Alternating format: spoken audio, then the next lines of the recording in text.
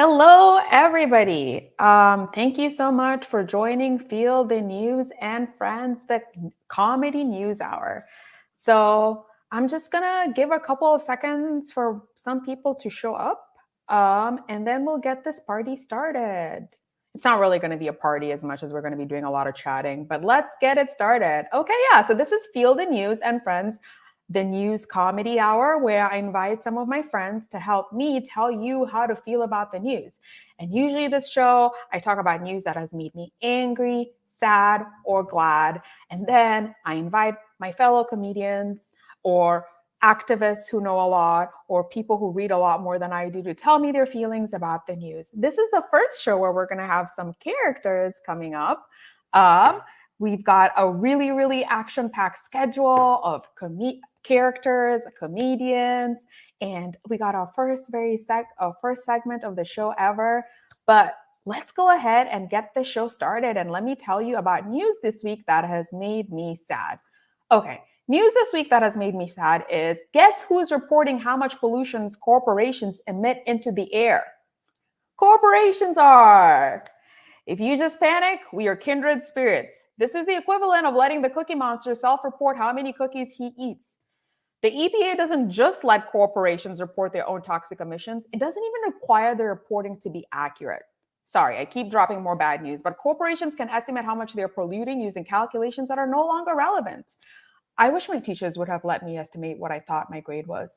Schools are much more restrictive on students' performance, and the EPA is with ensuring we don't breathe toxins, and that makes me really sad. But the sweetest part of this deal with the EPA is that corporations are allowed to go back and edit all the data they reported. If, for example, let's say the EPA comes out and says a toxin is more dangerous than the EPA had formerly thought, corporations can go into the toxic release inventory and just, delete that data that says that they have that toxin. Isn't that great? So anyway, this news makes me sad because this is yet again another example of the government letting corporations get away with turning our planet into a murderous science fair project. Those are my feelings about the EPA letting corporations self-report. And to help me talk a little bit more about this issue is the very honestly, just generally a good friend who helps me, deal with a lot of my emotions. It's Sharia Mattis. Sharia, thank you so much for joining us last minute. You are a great person, and this show is going to love you. So, Sharia, I want you to talk to me a little bit about, this issue with the EPA letting corporations report what pollutants they emit into the air. But before I get your feelings on how we should feel about the EPA not having our back, I want to kind of ask some questions to help us understand your politics so that, the audience knows whether they can trust you or not. All right. Are we ready? These are some questions to figure out what your politics are. First question. Who do you think should be the president of the United States? The Cookie Monster or Elmo? Oh, Sharia, we cannot hear you. Are you on mute? Can you hear me now? Yes, we can hear you. I'm a technical genius. I was on mute. You figured it out. Cookie Monster or Elmo? Cookie Monster or Elmo? I think personally, because I think Cookie Monster is obviously a capitalist. Obviously, he hoards wealth in the form of cookies. But I also know that Elmo is voiced and operated by an alleged child molester. Those kids were lying, obviously. Woo, I'm gonna get you canceled. My bad. I think while Cookie Monster hoards wealth, I think he's a leader who speaks his mind. And, he always says, me want cookie. So I'm going to go with Cookie Monster. I'm sorry. It's the lesser of two evils. Oh, you said lesser of two evils. I just want you to know that the correct answer was in the chat, which is abolish presidents. But that's okay. I feel like it's fine. We'll get there. Let's get to the next question. I feel like maybe we can't trust you as much as I thought we could trust you, but let's get into it. I'm solidly neolib. I'm solidly neoliberal. Okay, you're about to get kicked out of this show immediately. Okay, next question. Who would you prefer as your bestie, Elon Musk or Jeff Bezos? Oh, Jesus. All right, come on. You have to pick one. I have to pick one. I actually met Jeff Bezos. Ew, we definitely can't trust you. I met Bezos at work, and yeah, I was working at this restaurant. He came in and tipped exactly 20% on a half off deal. So He used a half off deal at the restaurant. yes. That is so disrespectful. I know. He didn't pay. His girlfriend paid, to be honest. His girlfriend paid. He didn't even pay for it. His girlfriend paid. Ooh. I know. I wasn't serving him. Another comic that you might know was serving him. And if I had been serving him, I would have slapped that check out her hand and given it right to him. But he is egregiously ugly, so he cannot be my friend. But wait, so you're only friends with hot people? I mean, yeah. I mean, I feel like we can trust you less and less, but let's keep going. What? What? You are one of the hot people that I am friends with. I mean, I know I'm hot, but what about people who aren't hot? But let's be clear, everybody is hot. So you did not see. I saw Jeff Bezos in person. Not everybody is hot. You know what I mean? I believe no you. shade to frogs, but he looked like a frog, like straight up, and shiny and wet for some reason. Oh, shiny and wet. Oh, that's in my restaurant. Mm-mm. I know, no excuse to be that rich and not even just not hot. Just like look passably not disgusting. Yeah, well, maybe that's when your soul kind of starts like emerging through your skin, where the ugliness that's hidden inside just kind of like surfaces to the front. Yes, and there's no hiding that. I mean, no amount of money can hide that. Okay. Very that. Okay. I guess, you know what though? Who's richer? I think Bezos is richer. I think I would be best friends with Bezos and then murder him and then start the revolution. That's what I would do. That's what I could have killed Bezos. I just want everybody to know. If I had a blow dart, I could have, because I immediately disarmed his security guards with my charm. Oh, so what we need is just you to walk around and disarm people with your charm, and we can start a new world order. His security guard was not paying attention. As soon as he looked away, I could have just been like, and then boom, revolution. But started. Also, yeah. I just love the fact that Bezos' security guards don't care about their job. Very good. If you're gonna do it like that. Okay. So about your political views, somebody said he can't afford skincare with all that surplus labor he's extracted from his workers. Embarrassing. And I do agree. That is very, very embarrassing. Very embarrassing and disrespectful to all of us. You steal all this money and from people's labor, and then you have the nerve to look like that. That is disrespectful to the rest of us. And I look better than you. Come on now. Disrespectful. Okay. I feel like my conclusion is that because you did roast Jeff Bezos pretty well, maybe we can trust your politics a little bit. You did say lesser of two evils, which I don't know. Let's get into it. Okay, let's get into the news at hand. How are you feeling about corporations' pollution being less regulated than school children? What are your feelings about this? I think honestly, what's the real danger to our planet? Is it emissions from giant corporations, or is it little girls in strapless tops? I mean, have you seen a little girl in a strapless top? They're still a child, which makes them not that much of a threat. Are you sure? What if she's a black child? Are they really children? Are they really children? We don't know. Okay, so it depends on who you're asking. If you ask me, I think they're super cute. If you ask the cops, no. and school administrations, no. Yeah, if you ask me, I think they're cute. But yeah, but what do you think? What are your feelings? How do you feel knowing that when you're walking outside, corporations are the ones that are monitoring how much toxins you're putting into the air? I mean, oh God, I don't know. It's so awful. But to be honest, I'm not surprised about that. I'm not surprised at all, even in the least. Like, a lot of the news that you talk about is just depressing and shocking. This one isn't. This one isn't so much. Because I know that like the EPA is bullshit. Oh, wait, can I say that? You can say bullshit. It's a comedy show. There are no children here. If they are, I'm sorry. Just pretend like they're not bad words. It's fine. And if they are, make sure they're dressed appropriately. Okay? Yeah, because that's what's most important, not their learning. Yeah. Yes. Make sure your kid doesn't have a spaghetti strap on when they go to school and not care about their learning. And also, that doesn't teach them at all that society only cares about their bodies and not their human that is inside.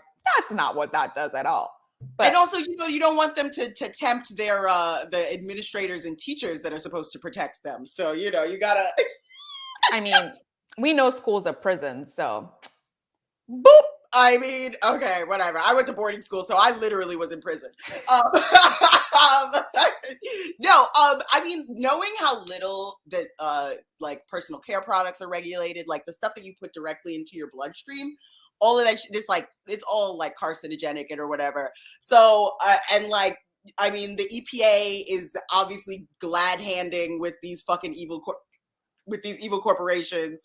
So none of this surprises me. I just say it's about the consumer's personal responsibility to not breathe in air, right? If you're outside breathing in air, it's your fault. it is on you. I do feel if we're going to talk about personal responsibility, it is your fault if you walk outside and your face is not covered and you don't have a mask and you die. That's right. Although a lot of these pollutants don't really care about whether you wear a mask or not. They get in your water. Your water. So don't drink water. So what you're saying is that like personal responsibility, don't drink water, don't go outside, don't have children. I think that's fair. I think we're always so mad about the corporations and why are they killing us and destroying the planet, blah, blah, blah, blah, blah. And it's like, you know what? What are you doing? Why are you breathing in and out? Huh? Yeah. Why are you here? Why are you here allowing your body to be exploited and used for capitalists to make more money? This feels like a personal problem of existence. I mean, you didn't ask to be here or be born or to live in this planet. You didn't ask for that. But at the end of the day. But the 1% didn't ask to control literally everything about this earth. I mean, they did. They did. Yeah. They did. This is why I said we can't trust you. See? I called it. I called it at the beginning. I called it at the beginning. Biden. Oh my God. Oh, and you have to leave now. Bye. No. One thing that I wanted to highlight though is that as bad as this is under this as you would assume if corporations are allowed to like self-report on how much they're polluting, you would assume that they're underreporting, correct? Yeah. There was one particular situation where a corporation was actually over-reporting on an extremely toxic substance. Guess what happened to them? They got extra money. Oh, nothing. Nothing. The EPA didn't come after them. Nothing happened. So even if they were reporting this correctly, I just want y'all to know the EPA does not have your back. And if you thought they did, I'm so sorry. That's what you get for believing in the government. They're bad. The EPA was created by Nixon, just so y'all know. And we know that Nixon has done very many good things. He was such a good president. He was so good. Rest in power. Rest in power to Nixon. As you burn in hell. Okay, Sharia, thank you so much. We get your feelings. So according to Sharia, nobody should be shocked that the EPA allows corporations to self-report on their own pollution. And if you really care about not dying, don't go outside. Boom. Or exist. Exactly. Look what I'm doing. Great advice for everybody. Thank you so much for joining us, Sharia. We have one message. I'm going to read through some of the stuff that we have. Somebody said, I mean, there's also all the death and environmental racism. Yes.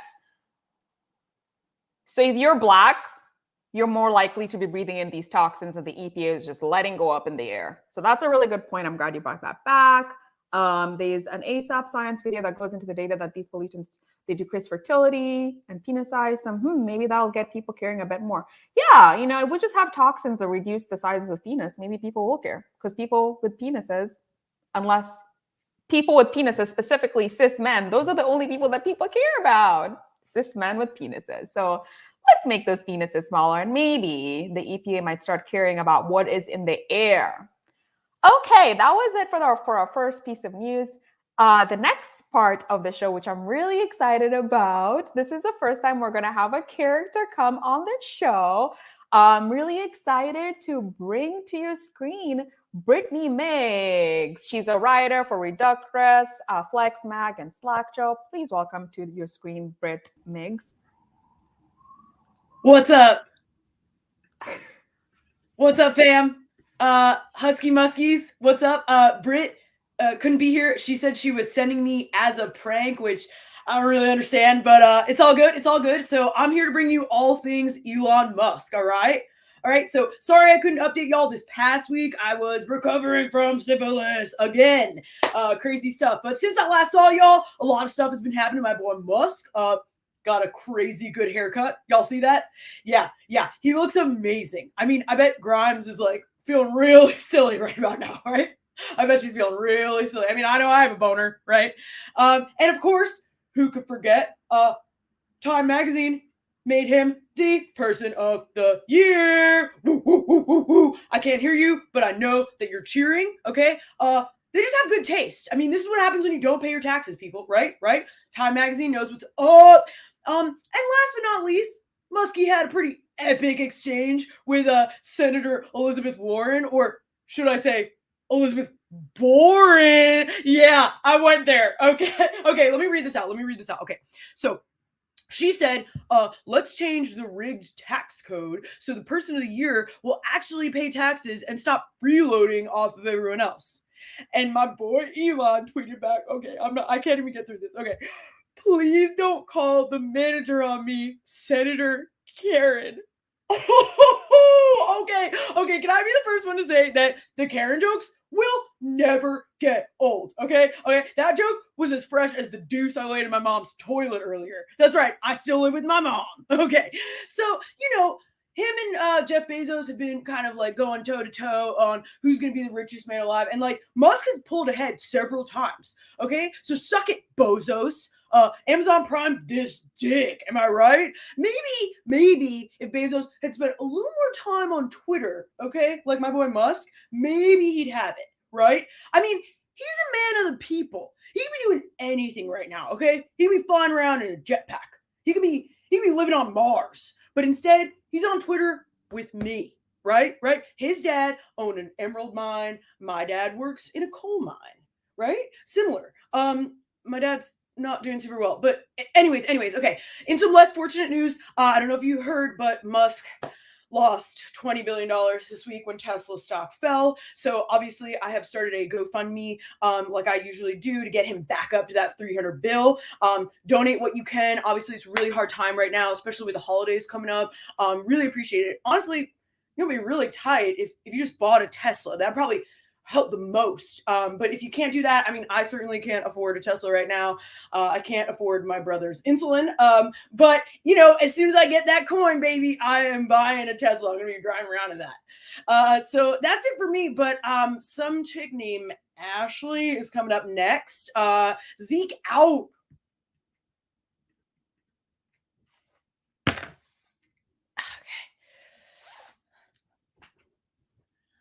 Oh.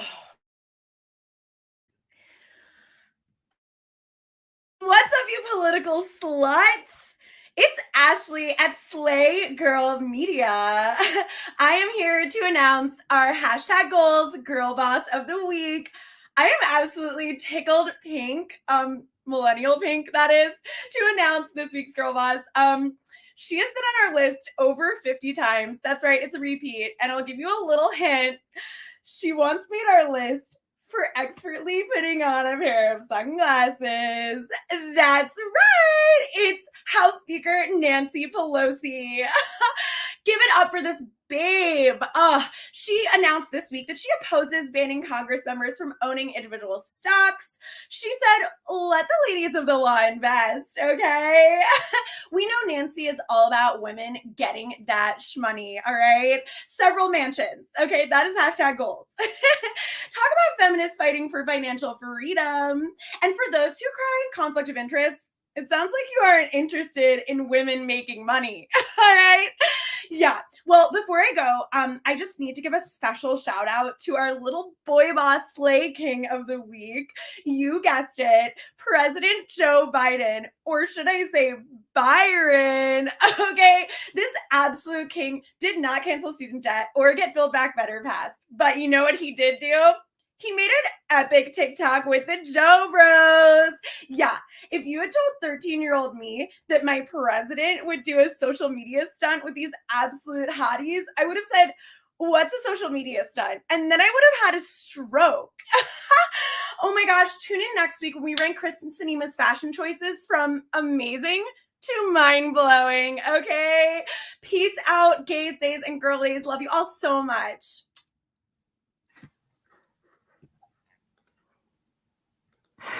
Thank you so much for joining us, Elon Bro and Ashley from Slade Girl Media. Ashley, your name is Ashley, right? Yeah, I'm Ashley. Okay, Ashley, if you had to give people one takeaway from the previous year, what would it be? Not previous year, 2021. What would it be? 2021. Let me think. The government is working exactly as it should because we got nasty little Trump out of office, right? I mean, aren't you glad we are back at brunch, people? Actually, I think you were the only person who went back to brunch. I don't think the rest of us did. I think we were all out here just a little scared because there's a pandemic happening. I don't know what you're talking about. Me and the girlies over at Slay Girl Media are at brunch like every single day. That's where we have all of our meetings.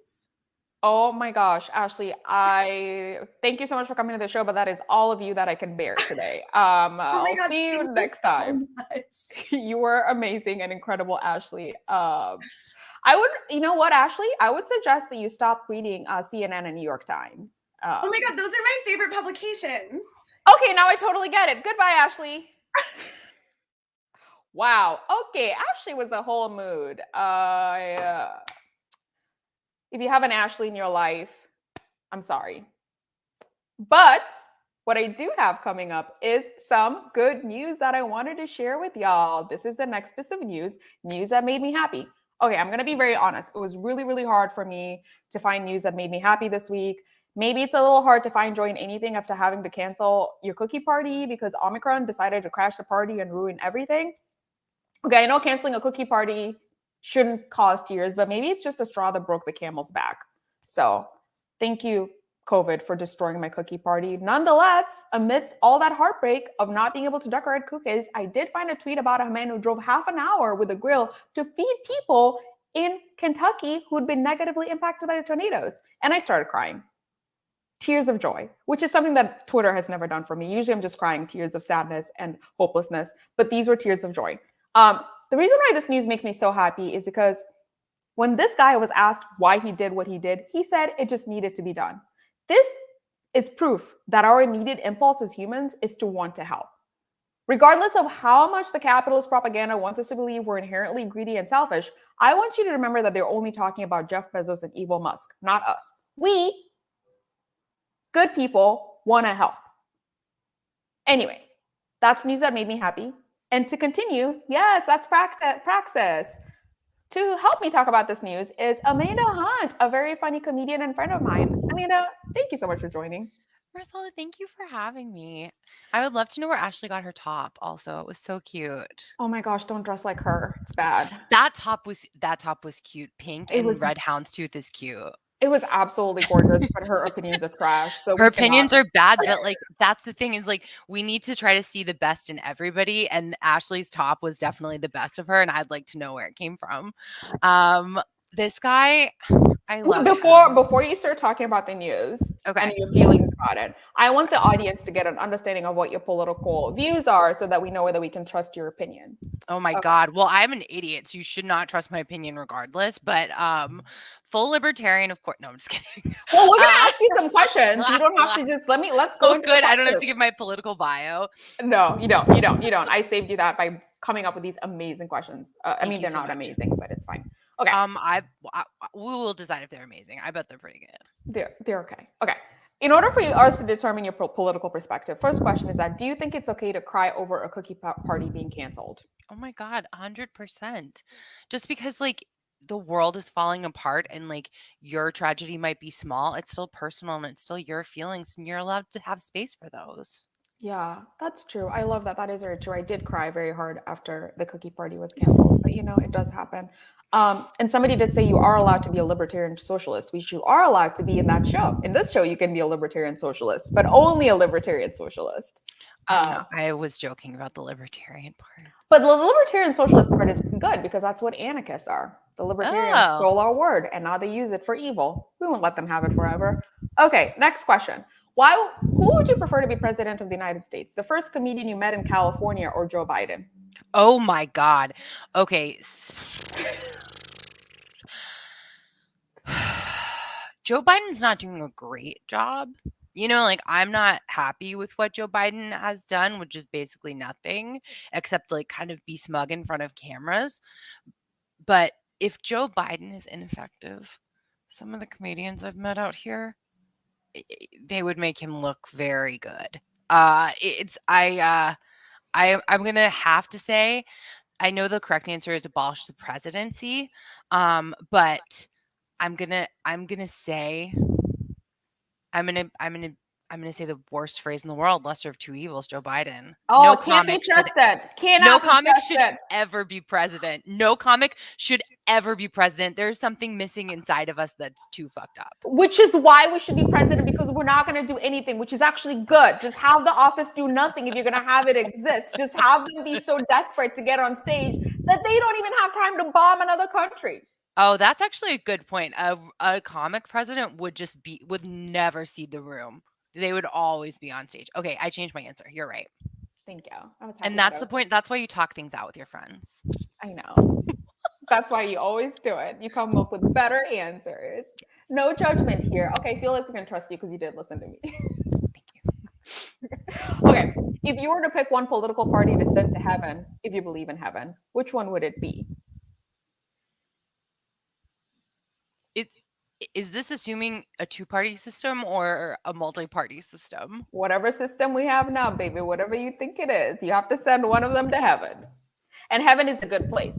Not like the good place, like the TV show, but like a place where people want to go. People really want to go there. Okay, Yeah. well, like, God, I mean, if socialists could organize before this rapture into a like really organized party, I would be down for socialist. And if not, I say we have to abolish heaven. There's not a political party that deserves to go to heaven right now. Yeah, I think we should abolish heaven. And I also sorry to everybody else. I knew I wasn't getting in already, so like it doesn't affect me that much, but I am sorry to everybody else. To be quite fair, if heaven, Erdogan said true, as if they know you. So Erdogan does think that you do not go to heaven, but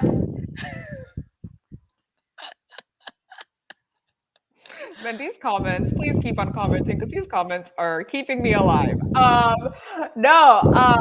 think that you can be trusted because you think that we should abolish heaven. So, okay, let's get to the news. Somebody said no. I don't know why. We'll talk about the comments later. Anyway. Honestly, I shouldn't. I said up front, don't trust me. I am dumb.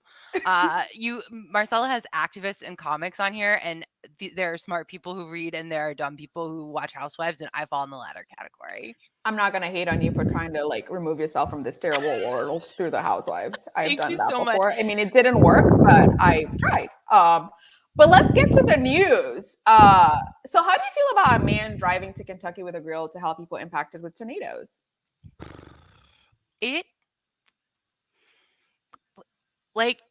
It's really nice, and it's like it warms my heart so much, but it also fills me with like so much rage that like he's just a guy, you know, like we have so much money. This whole country, nobody should be like, I don't have any warm eggs, you know, like every person in this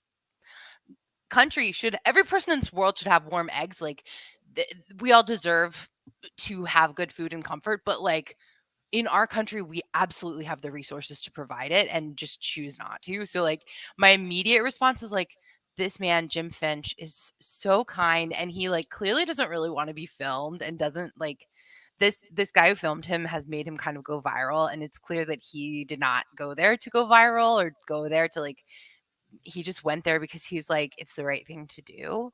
But like I am like, I'm beaten down by people doing the right thing to do, because like we shouldn't all have to always be looking out for each other. We all pay into a system that pays out somewhere else and doesn't pay us. So that's my take, even though it is nice.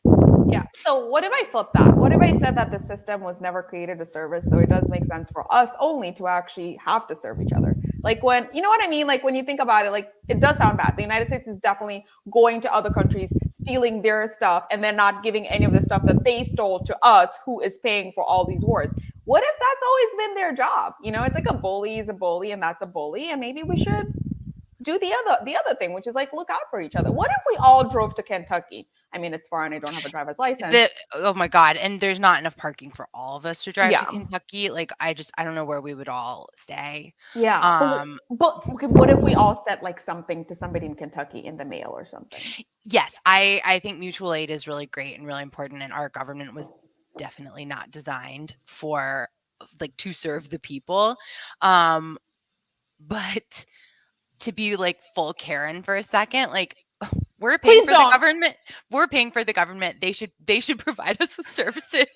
Like, I'm sorry, it's like I sat down at brunch and had to pay in advance for brunch, and then I never got to eat. But what if like when you were paying for brunch, you thought you were paying for yourself to eat, but really you're not paying for yourself to eat. You were just paying for one person to come and eat all the food and the rest of us to starve. I was actually paying for the restaurant to go next door and blow up the other restaurant. And I'm like, wait, now there's no food. You guys didn't cook and you blew up the food next door. Exactly. And then they're going to build another restaurant where they just blew that up and only allow 2 people to go in. So you're paying for brunch. All of us are paying for brunch for like 3 people. For Jeff Bezos, Elon Musk, and they're having brunch on that creepy pedo island that Jeffrey Epstein ran. So it's like, yeah, that's the worst. That's the most fucked up brunch you can go to. Oh. And I have to, my family calls the meal after a wedding that you have at 8 a.m. with all your hungover family. My mom calls that brunch. So I have been to brunches that are very uncomfortable. Ugh. So you know bad brunch. I know bad brunch. So America. Bad brunch is full of honeydew, and we're not even getting honeydew. We're not getting anything. But to reflect on Jim Finch, he, like, it is really heartwarming to see him there. It is. I'm not a religious person, but another part of the story is like after he came and fed all these people, there was a church service, which like I hope at least brought the people who've been affected by this tornado comfort and like made them feel like they had community still. And I hope that it was a warm moment for them. Because I know like I was raised in a church that like still does feel like very warm and welcoming to me. And so I hope that was there for them. I hope so too. The situation is just really sad, and just like seeing other people like step up. That's what brings hope and faith into my soul, is just like knowing that human beings, when left to their own devices, which is like to react with empathy, are actually going to do the right thing. Unless they're comics, in which case they're going to try to find the next stage. Yeah, comics, monsters. But I think, I do think we always see the bad stuff because that's what Twitter focuses on. That's what the news focuses on. But I think people's natural instinct is to be helpful. And so I think like, don't ignore your instincts. Listen to your heart. Listen to your heart, especially when you're in the subway in New York City and somebody looks like they need help. Definitely talk to them and offer to help them. Offer to help them. If somebody needs a seat, if somebody needs $1 and you got $1, you know, give it to them. Give it to them. Amanda, this was so touching. Thank you so much. I feel like just this conversation alone made me feel like I could have faith in the universe, and maybe 3 comics. Y'all showed up. So yeah, 3 comics. Have faith in 3 comics. All right. Thank you so much for joining us, Amanda. We will have you come back for a high moment. Awesome. Okay. So I've got my very last piece of news, and I'm super excited about the guest who's going to come up and talk to me about this one. But before I go into it, let's talk about news that has made me angry this week. So, as you all know, a Starbucks in Buffalo recently unionized, but making it the first unionized Starbucks. But after the unionization happened, Starbucks has been really ramping up its union busting efforts. I guess when Starbucks refers to workers as partners, it means more of like a Wile E. Coyote and Roadrunner partnership and less of like a macaroni and cheese partnership. Macaroni and vegan cheese, of course, know that they need each other and they come together to create a delicious side. Coyote's only reason for existence is to exploit Roadrunner. So he's constantly trying to come up with different ways to catch Roadrunner. And that is what Starbucks is. I think it's fair to say that I have extracted everything from this metaphor, which shockingly is what Starbucks tries to do to its workers. So let's move on. Starbucks union busting efforts have included disrupting union workers' sleep through inconsistent scheduling, extra surveillance from like bosses all over the country, and also just like generally targeting pro-union workers with like weird infractions. And all this makes me wonder, who is running the union busting efforts at Starbucks? The CIA? Sleep disruption? Really? What are we doing even? So yeah, this news obviously makes me really angry because corporations like Starbucks are waging war against workers, seeking a better world and better working conditions, which is not even close to what we deserve. What we deserve is not to have to make someone a coconut mocha extra vanilla soy milk latte in order to live. That's what we deserve. Anyway, having said my little piece about Starbucks, I would like to bring up my next guest to help me talk about Starbucks, union busting, anti-work, and all things involving, not all things involving anti-work, but some things involving anti-work. Please welcome to your screen. Oh wait, sorry. Alki. Hello, how you doing? Hi, Alki. Thank you so much for joining us today. Alki, to just give you all context, is somebody who I've learned a lot on YouTube. I'm a baby anarchist. I've been learning a lot of new things about anarchism, and Alki's channel is really amazing. So please do subscribe if you don't already. But Alki, I'm really happy that you're able to come here to talk to me about, Starbucks union busting. But before we get into that, I want to ask you some questions to help the audience understand your political stance. Is that okay? Yeah, go ahead. Okay. So if you had to choose between working for Starbucks or Lex Luthor, which would you prefer? Oh. So, from all the things that I've read from Starbucks, I feel like, I don't know, I'd have to look at Lex Luthor's working conditions. Like, it would actually be a toss-up. I mean, who knows? It could be worse. There could be like a Starbucks in like one of Lex Luthor's buildings. I think that would be the absolute worst. But honestly, I would choose Starbucks just because Starbucks workers are amazing, as I've learned over the past 2 weeks. So you'd want to work at Starbucks to work with the amazing people, not because of the corporation. Of course, yes. Gotcha. And just to get this straight, it took you a moment to decide whether you wanted to work for a TV film villain and a real corporation. Why is that? Well, that has a lot to do with the supposed atmosphere, a lot to also do with the working conditions. As I've been learning about Starbucks, I don't drink coffee, right? And I very rarely go to Starbucks. Usually someone's dragging me there. And so I was wondering, what do baristas do all day? Like, what do they do? What is their job? And so I started talking to a friend of mine who used to actually be a Starbucks barista. And it is nonstop work. And so I had to wonder, it's like, I wonder if you at least get a 5-minute break working for Lex Luthor. Because the way they talk about Starbucks, they don't even get 5 minutes to themselves. Oh, wow. You don't get 5 minutes? So if Lex Luthor is giving 5 minutes, you'd prefer Lex Luthor? Almost, yeah. At least I would get 5 minutes to just sit down and like process what's going on. And contemplate other ideas of destroying Superman. I mean, that's fine.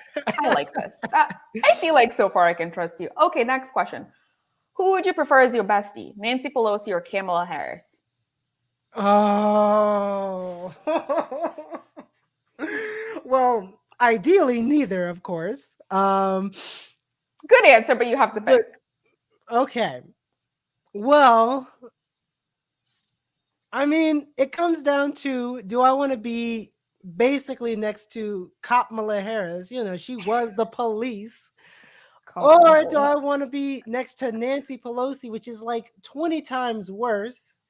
I don't know. Maybe she'll give me some ice cream. I mean, I guess that could make it worth it, but She does look like she would have ice cream. She does look like the type of person who has ice cream readily available in her office to just give to anybody who tries to challenge her. Yeah. So are we going with Nancy? I don't know. I would choose Kamala Harris if I got to meet her dad, because her dad was like a true Marxist. Oh yeah, he's pretty bad, and he was not happy about her running for office. And when she made that comment about smoking weed, she was like, "How dare you?" Right. So I don't know if I got to at least meet Kamala Harris's dad, I would stomach however long I would have to be next to Kamala Harris. Yeah, I like that answer because sometimes I would hang out with my friends because I thought their parents were cool because I was a nerd. So Same here.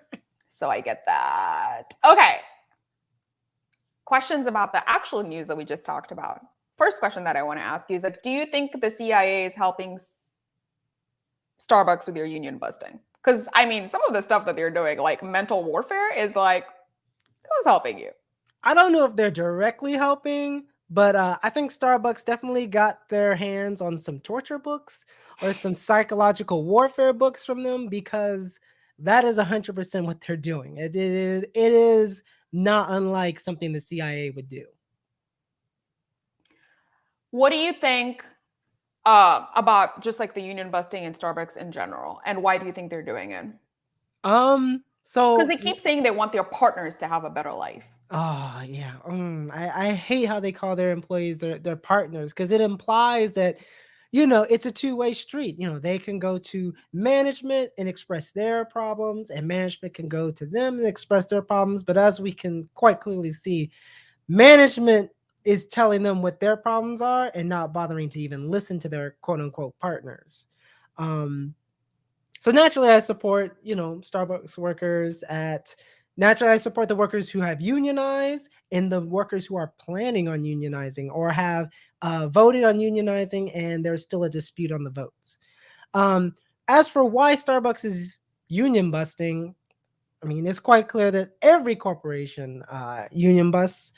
Generally, corporations don't choose to recognize their workers' union when they form it. They engage in this because a lot of people think it has to do with wages, and wages are part of that, but it is maintaining power. It is maintaining power, maintaining that hierarchical structure within the company where workers don't have a say. They're at the bottom of the pyramid while management is at the top dictating how things work within the Starbucks. Gotcha. So obviously you think that workers should unionize so that they can have more collective power. But do you think it's possible to unionize with coworkers even if you hate them because they ate your lunch that one time? Yes, I think so. In fact, How do you do that? So I think, and one of the things that would be great about having a union in that situation is that you can go through a sort of internal grievance process. The person whose lunch was ate and the person who ate the lunch could sit down. I know that might be very difficult, especially if your lunch contained onions and they're trying to talk to you and explain to you why they ate your lunch and making you cry with their onion breath. But with that process, the two could go back and forth and talk about, hey, you ate my lunch, I don't have a lunch now, and try and rectify it, hopefully with the other person buying that person a new lunch, or there's definitely a process to deal with two people who are coworkers who maybe don't like each other but are unionizing for a common interest, right? Better wages, better benefits, so on and so forth. So what you're saying is that forming a union is much more important than whatever shenanigans might be happening with your coworkers. Oh, indeed, definitely. Gotcha. So do you think that if every corporation is unionized, we'll all be free? Not quite, not free. I think that naturally, when you have a union in your workplace, that definitely helps even the playing field. It's not exactly even, but it definitely evens it out a lot more than when you don't have a union.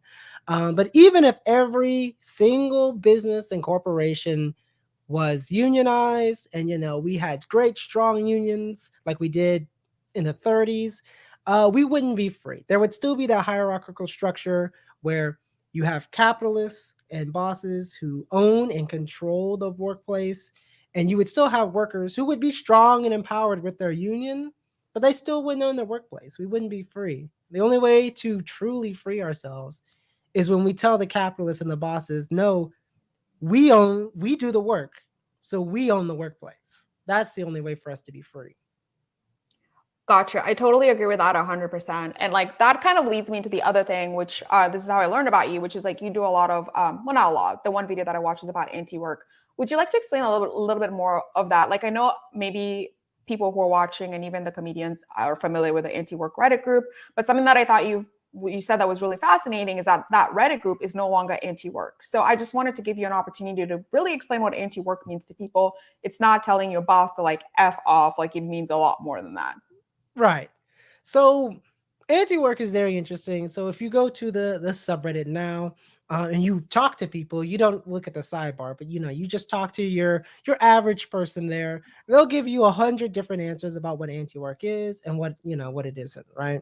So what is anti-work? Anti-work is the abolition of work, right? So what you're saying is that we should just be able to hang out all day and do nothing. Well, potentially we could, but generally speaking, when we talk about abolishing work, what we're talking about is, as Bob Black put it, we're abolishing forced labor or compulsory production, right? So we have to work in the sense that if we don't go to work, then we don't earn wages, and then we can't buy food, we can't pay rent, we can't do any of that, right? And this is enforced by the capitalist system, right? So work is involuntary. You can't just go out in the woods and eat berries and, live your life the way you want to, right? All land is owned by either, the public or private. And it unfortunately forces us to participate in work, right? So anti-work is about abolishing that system. It is an anti-capitalist idea, the sense that we would abolish work, we would abolish capitalism, and people wouldn't have to work, right? But wait, we need work to, make society function, right? Well, it's not so much work that makes society function as it is labor, right? Mm-hmm. And so in a post-work society, you would still have labor. People would still do things, they would still make things. The difference is they wouldn't be forced to do those things to exist within capitalism or to exist within society, right? For instance, okay, I drive a forklift, right? To use an example from my personal life. I like driving a forklift, right? I find that fulfilling. I just don't want to do it for 40 hours a week so I can afford to pay bills and, buy food. But I would gladly do that 20 hours a week, and that would be labor. Like if I could voluntarily choose to do that to contribute to society in a better way than just, fulfilling retail shelves, then yeah, I would do that. And so that's what anti-work is about. It's about abolishing work where we're coerced to do those things and allowing us to choose what we want to do with our labor in that sort of society. I love that as a stand-up comedian. I think that every creative person would get on board with that real quick. I think that you can just tell stand-ups, being anti-work means that you can do stand-up every night and you don't have a job. We might have a revolution in our hands, Malky, I think. Maybe. But I feel like your key takeaway is that you don't think people should have to make a coconut mocha extra vanilla soy milk latte to live. Correct. Love if that. people want to do that, then yeah, they should be allowed to do that. And I'm sure a lot of people after the revolution, people are still want to drink coffee, right? I don't drink a lot of coffee, but when I do, it's usually an enjoyable experience. So I still want to do those things. It's just, I don't want someone to be forced to do those things. Exactly. And all labor, I was going to say all labor is forced. All work under capitalism is forced because Correct. No one would be going to work if they didn't have to pay their bills. And if you're saying I would, Marcela, you're lying. So thank you so much for joining us, Alki. I am really happy that you came on, and I really hope that everybody's learned from watching Alki speak, because I learned a lot, and I really appreciate it. Yeah, thank you for having me on. Okay, perfect. Okay. Thank you so much, Alki, for speaking and joining us. Reading a little bit of comments here. Somebody said, so embarrassing to have Kamala as a daughter. Oh, that's really mean. Oh, man. But you know what? I don't know. Maybe.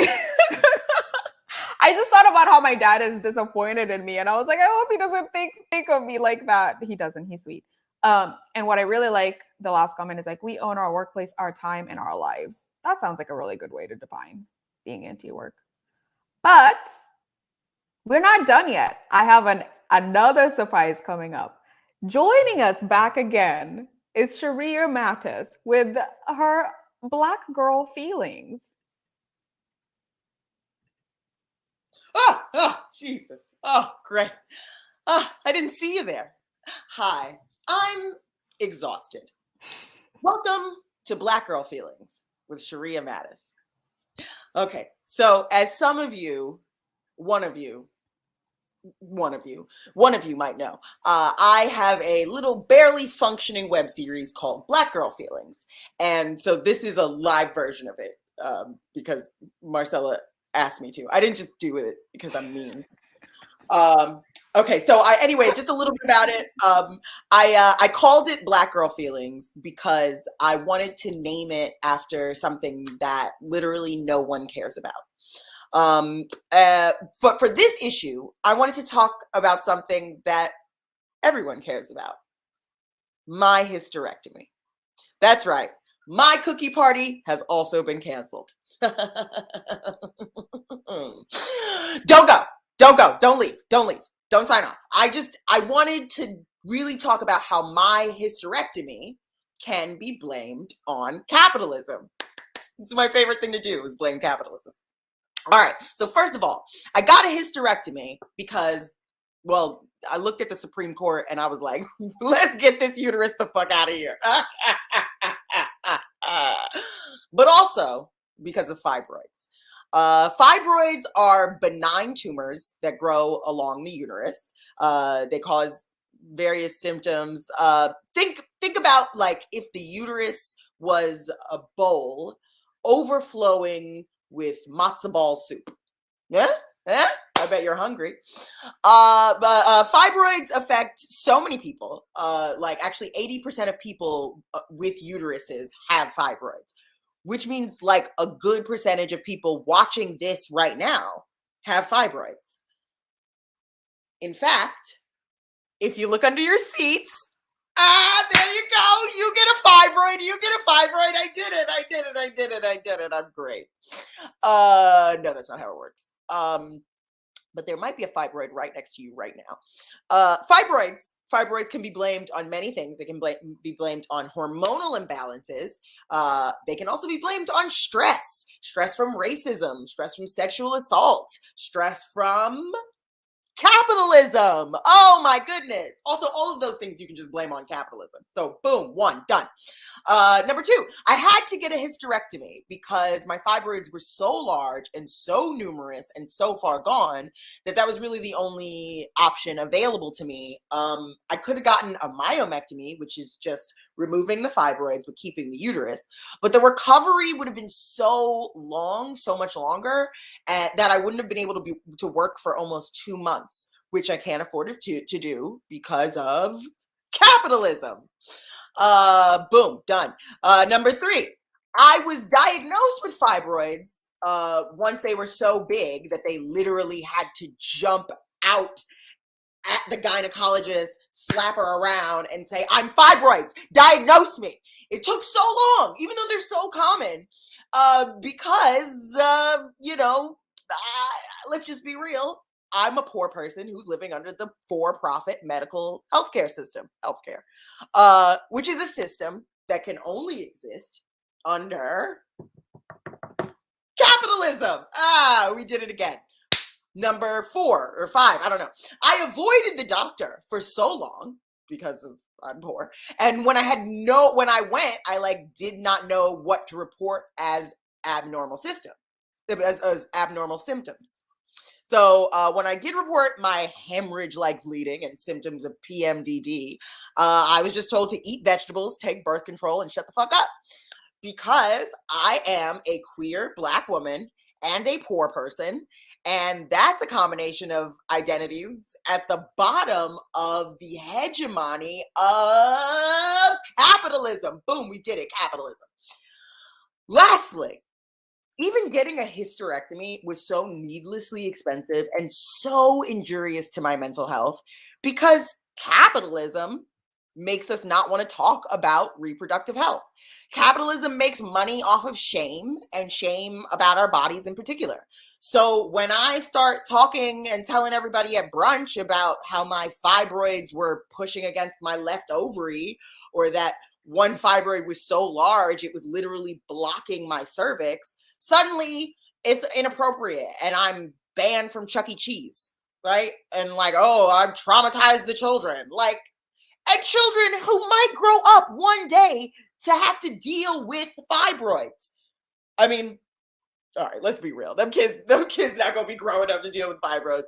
They're gonna be slapboxing for potable water in like 8 years because of capitalism.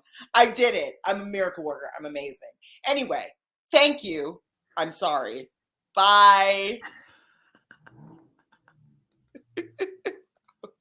Oh my gosh, thank you so much for all those Black girl feelings. I was into them. I have one fibroid. And it's very small, but it does make me feel less left out during brunch because all of my other friends have fibroids. So that is the only positive aspect of that. Give kisses to your one fibroid. I'm gonna give kisses to my one fibroid. Thank you so much, Sharia. That was super, super entertaining and joyful. Y'all, that is it for the news. But I'm gonna bring up everybody who's been here today. Back. I'm gonna bring back everybody. Everybody's back, right? Everybody's back. Yep. I'm gonna bring everybody back so we can talk about our high moment. And a high moment is whatever feelings you might have had when you're just like really, really high. It doesn't have to be anything deep or thoughtful. It could just be like, that's a thing that I thought about. So I'll go first because mine's not very deep and it's gonna be very fast. So my high moment, which is a recurring high moment, and I'm pretty sure I said it last week, but I'm going to say it again, is that I think we're programmed robots. I think we are.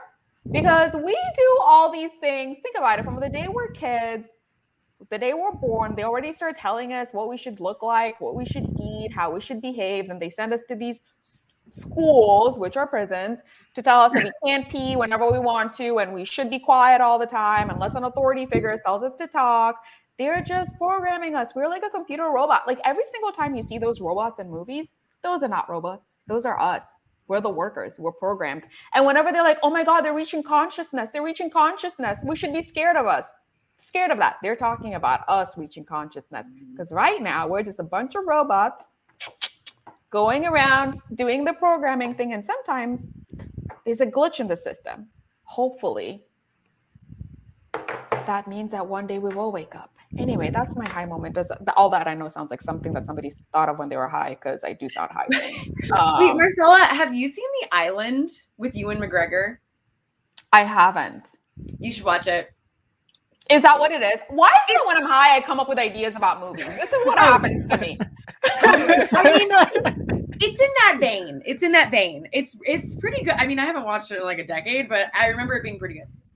Oh, okay. Well, that will just be another movie that I thought of. And then it was like, no, it exists. Because I've done that. I think I come up with like great movie ideas. And then my partner's always like, that's a movie. It's already. I mean, every movie is already a movie, but the way It really you write is. it is going to be different. Yeah. Yeah. Alrighty. Sharia, you want to go next with your high moment? My high moment. I don't know. Your high moment seemed pretty sad. It seemed like a pretty low moment.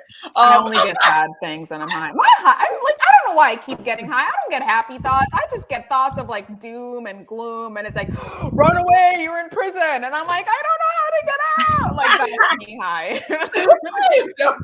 You're so pretty and funny, and all you do is depress me. No, I love it. I loved your high moment. Let me think. Did I have a high moment? I get high so often. I should have had a high moment.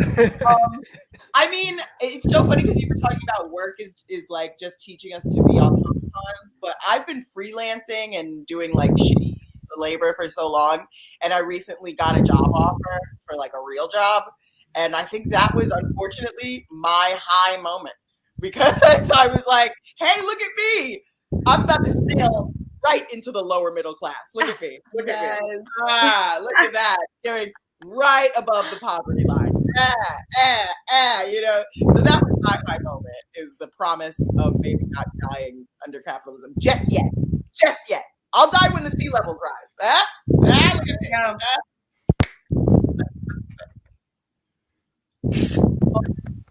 Let's move on to Alki. Okay. But before that, can I just say congrats? Sharia? Yes. Thank you. Yes. Look at me. Yes. Who do I owe money? I got you. I mean, you don't owe me any money, but I'll gladly take money from you. I definitely owe you money. So Oh man, you crack me up. Alki, what's your high moment? I had a couple. Yeah. One was just being able to kind of talk about organized labor, but also in like a more casual setting. Like so many people are so serious online, and when you want to talk about politics, it's like everything's got to be about theory. It's almost like we make it boring sometimes, and I'm pretty guilty of this. But for me, the highlight of this has been talking about like anti-capitalism and talking about different ideas in a way it's fun, it's funny, right? Especially with comedy, because normally when someone says, "Oh yeah, we're gonna mix comedy and politics," you're like, "Oh no, oh no." But this has been a genuinely pleasant experience, and I'm hoping that more people will think, "Hey, let's learn about politics, but let's also be funny and not disparage minorities." Oh man, yeah. Comedy definitely gets a bad rep. Like people are always like comedians, but we're good. Some of us. I don't blame you. No, we're not. No, we're not. Who am I lying to? I didn't even believe that after it left my mouth.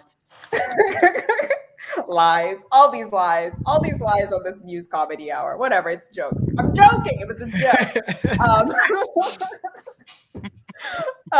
Amanda, do you want to hit us with your high moment? Oh my gosh. So I usually just imbibe marijuana so I can sleep. Really cool and fun, kind of the partier of the group, I would say.